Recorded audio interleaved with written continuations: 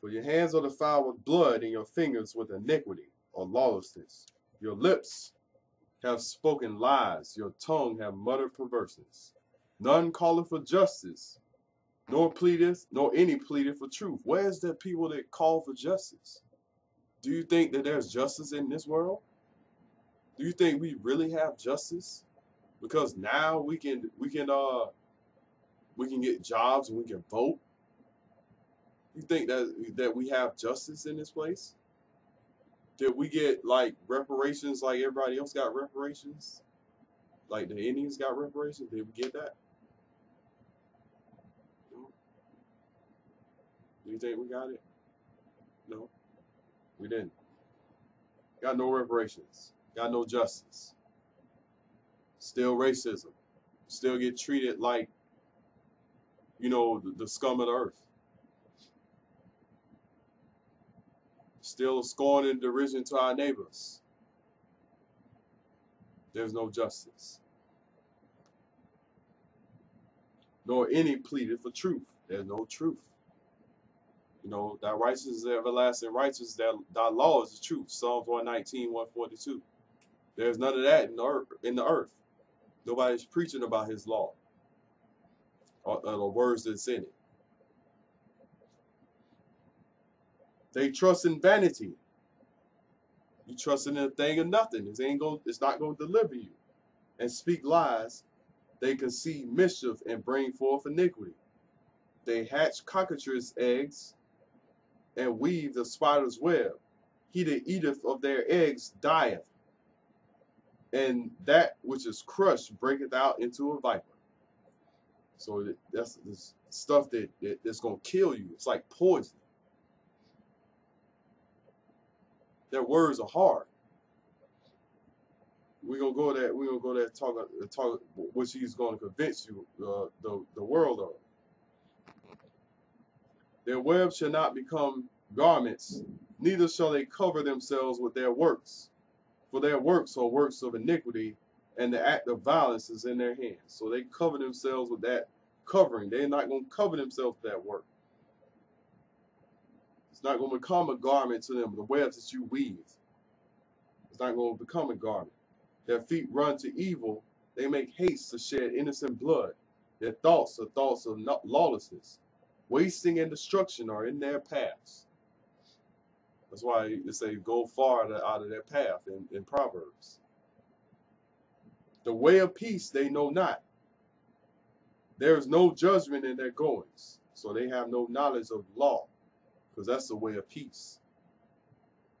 Because the law teaches you how to have proper judgment. Not judgment judgment is not condemnation in this sense.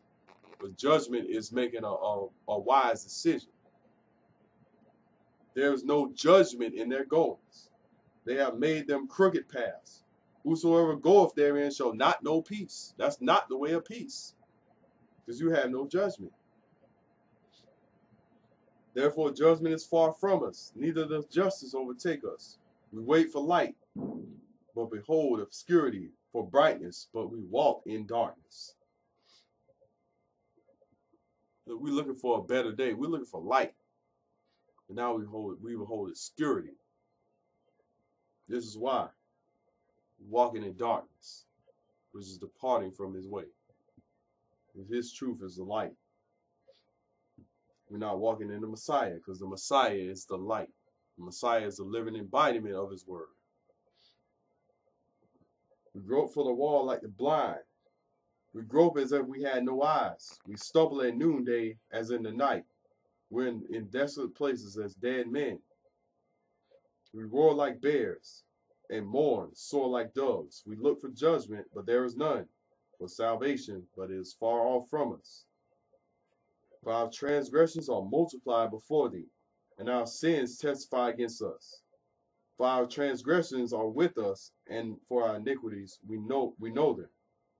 In transgressing and lying against Yahuwah, and departing away from our Elohim, and speaking oppression and revolt, conceiving and uttering words from the heart, words of falsehood.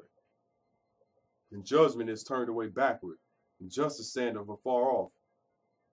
For truth is fallen in the street, and equity cannot enter. Yea, truth faileth, and he that maketh himself, and he that departed from evil maketh himself a prey. And Yahuwah saw it, and it displeased him that there was no judgment. And he saw that there was no man, and wondered there was no intercessor. Therefore his arm brought salvation to him, and his righteousness it sustained him. So this is talking about the arm. The arm of Yah is in Isaiah 53, talking about the Messiah. For he put on righteousness as a breastplate, and a helmet of salvation upon his head. This man coming for war. Put a righteousness as a breastplate. As a breastplate and a helmet of salvation upon his head. And he put on the garments of vengeance. For clothing he was clad with zeal as a cloak. So he's zealous. Meaning he's zealous to render that vengeance upon them who have done these wicked acts. So we don't want to be in these acts. We already know how to depart from, according to Zephaniah, how to be, that we may be hid, to seek Yahuwah. According to their deeds, accordingly he will repay. Fury to his adversaries. To the islands he will repay recompense. So shall they fear the name of Yahuwah from the west, and his glory from the rising of the sun. When the enemy come in like a flood, the spirit of Yahuwah shall lift up a stand against him. Because we already know that these nations of this world, you know, we got people that claim they love the Messiah, but not knowing that these nations of the world are already are going to gather against him. They're going to take counsel against him. How they're going to make war with him. That's why it says whoever is friend with the world is enmity of Elohim. That's what is that? I think that's James 4:4. Let me see. Yep, James 4:4. I believe that is. Let me go there real quick. I don't know.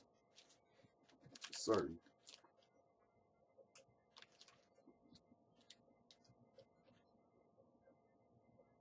James 4:4. Oh, the 4:4. Ye adulterers and adulteresses. So he's calling adulterers and adulteresses because they're this transgressing the covenant of the Most High.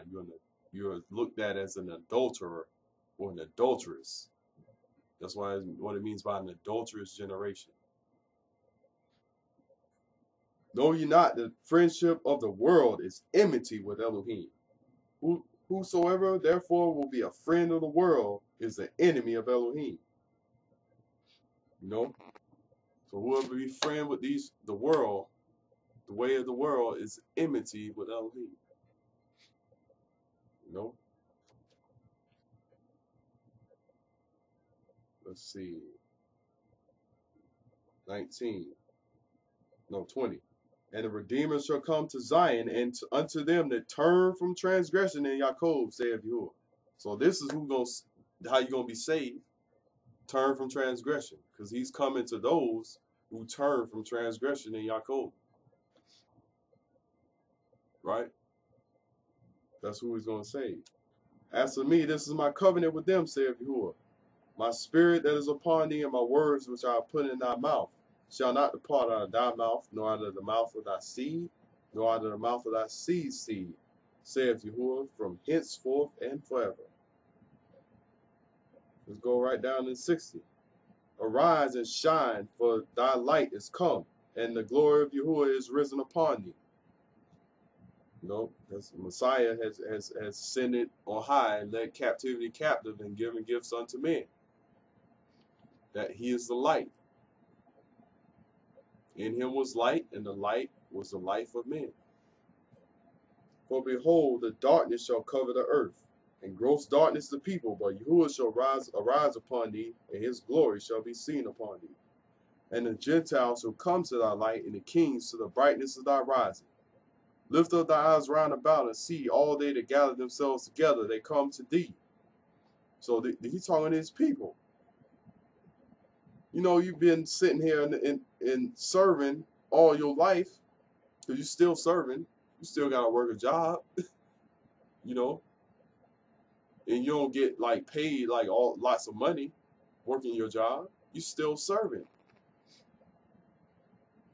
You still got to serve them. You still got to serve these nations. Lift up the eyes around. He says, kings gonna come to you. Sons, lift up thy eyes round about and see all they that gather themselves together that come to thee. Thy sons shall come from far, and thy daughters shall be nursed at thy side. So we scatter from far, far from the land of Israel, far away from that.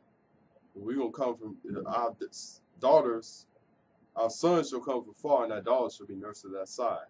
Thou shalt see and flow together, and thy heart shall fear and be enlarged, because of the abundance of the sea shall be converted unto thee. The forces of the nations shall come unto thee. So it says the forces or the wealth of the nations shall come unto thee. Let's go now to, we're gonna wrap this segment up, and we're gonna do another segment on this. To get all the parts on here that we don't want no part of. We don't want to be a part of, you know, provoking the wrath of the king. Let's go to Psalms 2.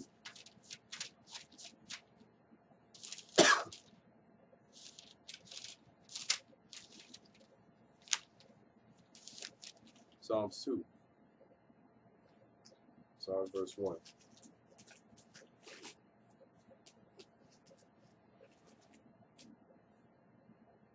Why do the heathen rage and the people imagine a vain thing?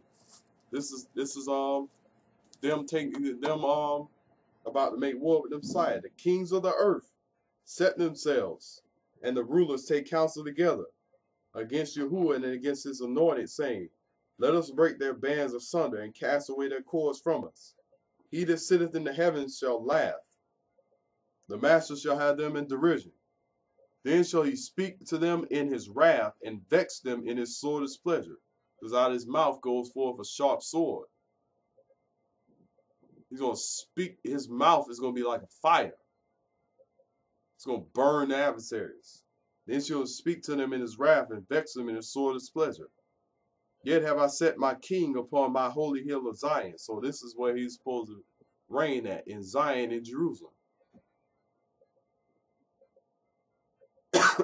I will declare the decree. Yahuwah said unto me, thou art my son, this day have I begotten thee. Ask of me, and I shall give thee the heathen for thine inheritance, and the uttermost parts of the earth for thy possession. So this is all the stuff that the Most High gave to the Messiah, because he was faithful. Because he walked perfect in the way. And he humbled himself, and then he was exalted. You know, because he came for all of us, that we may have life. He brought all of us to the Father. If we are if we're walking in him. If we are his true sheep.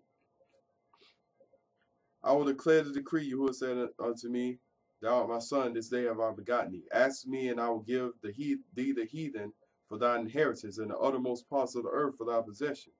Thou shalt break them with a rod of iron. Thou shalt dash them in pieces like a potter's vessel. Be wise, therefore, O ye kings. Be instructed, you judges of the earth. Serve Yahuwah with fear and rejoice with trembling. That's what we said earlier.